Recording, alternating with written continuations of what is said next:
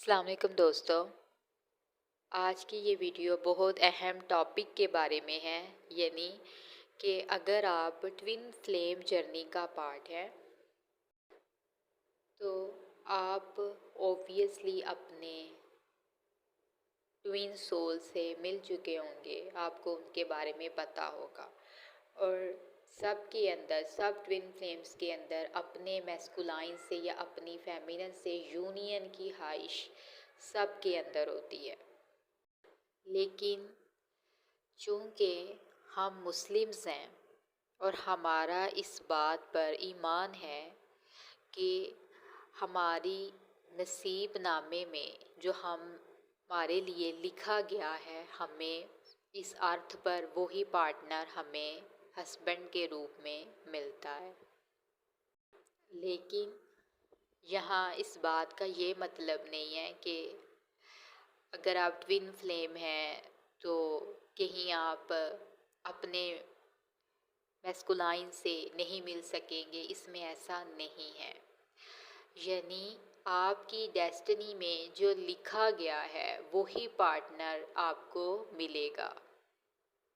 लेकिन यहाँ क्या है कि कुछ लोग एक गलती कर देते हैं कि उनको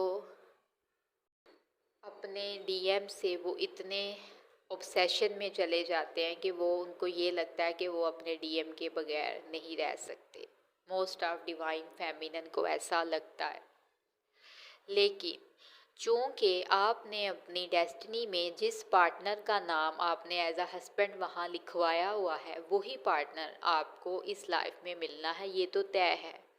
जैसे आपके कर्मास होते हैं, आपके कर्मास के अकॉर्डिंग ही आपका हस्बैंड आपको दिया जाता है। यानी यूँ कह लें, आप अपनी एनर्जी के अकॉर्डिंग अपना हस्बैंड अट्रैक्ट करते हैं। तो वही होता है जो आपके नसीब में लिखा होता है। तो यहाँ कहने की बात यह है कि कुछ लोग ये गलती करते हैं कि उनको मोस्ट ऑफ जो डिवाइन फेमिनिन होती हैं उनको ये होता है कि मोस्ट ऑफ जो इस भ्रम का शिकार होती हैं कि उनको होता है कि अब वो ट्विन फ्लेम जर्नी में हैं तो उनका जो लाइफ का फ्लो है वो उनको कहीं और लेके जा रहा है। लेकिन उनको अपने डीएम के साथ ही रहना है, अपने डीएम के ऑब्सेशन से बाहर आना ही नहीं है। लेकिन उनके जो नसीब नामे हैं उनमें जो दर्ज है वो उसके ओपोजिट चल रही है, लेकिन ऐसा होगा नहीं। लेकिन अगर वो इस चीज़ पर अड़ी रहेगी तो क्या होता है कि सबसे ज़्यादा नुकसान एक फेमिनिन अपने आप को पहुंचा रही होती है, इमोशनली, मेंटली, फिज़िकली। तो उसको इस बात पर आना होगा कि उसने अपने नसीब में जो लिखवाया हुआ है वो ही उसको इस अर्थ पर, इस दुनिया में उसके हस्बैंड के रूप में वही पर्सन उसको दिया जा रहा है।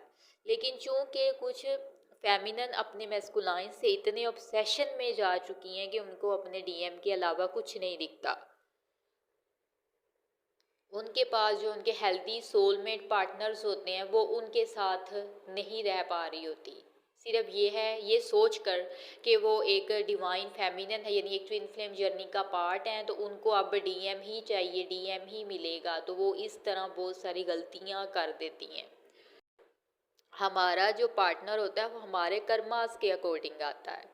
तो यहाँ कहने का मतलब ये है कि जो आपकी डेस्टिनी में एज अ पार्टनर आपके साथ लिखा गया है तो वही आपको यहाँ मिलना है।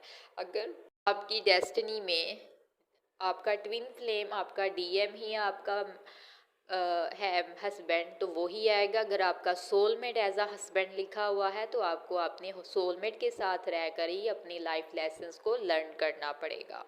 तो अब ये है, मोस्ट ऑफ डीएफ यही क्वेश्चन करेंगी आपके, हमें कैसे पता चले कि हम अब अपने डीएम को चूज़ करें या अपने सोलमेट के साथ आगे बढ़ें।